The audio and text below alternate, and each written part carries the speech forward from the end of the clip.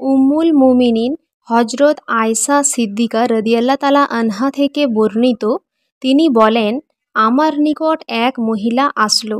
সে দুজাহানের সর্দার সাল্লাল্লাহু তাআলা আলাইহি ওয়াসাল্লামের বিছানা মুবারক দেখল, যা চামড়াকে দ্বিভাঁজ করে বিছিয়ে রাখা হয়েছিল। ওই মহিলা চলে গেল। তারপর সে রুই ভর্তি তোশক হুজুর সাল্লাল্লাহু তাআলা আলাইহি ওয়াসাল্লামের জন্য আমার নিকট পাঠিয়ে দিল। হুজুর নবী করিম সাল্লাল্লাহু তাআলা আলাইহি ওয়াসাল্লাম তশরিফ আনলেন আর সেটা দেখে ইরশাদ ফরমালেন, হে আয়সা, এটা কি? আমি আরজ করলাম, অমুক আনসারীর মহিলা আপনার বিছানা শরীফ দেখে গিয়ে আপনার জন্য এ রুই ভর্তি গদি পাঠিয়ে দিয়েছে। হুজুর নবী করিম সরওয়ারে দু আলম সফিয়ে উমাম সাল্লাল্লাহু তাআলা আলাইহি ওয়াসাল্লাম ইরশাদ ফরমালেন, হে আয়েশা রাদিয়াল্লাহু তাআলা আনহা, এটা তাকে ফিরিয়ে দাও।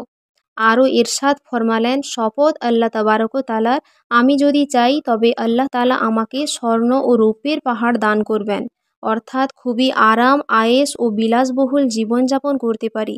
কিন্তু আমি আরাম ও আয়েশের সব ধরনের সামগ্রীকে হীন মনে করি। বস্তুত আরাম ও শান্তি তো তখনই যা আখিরাতে নসিব হয়।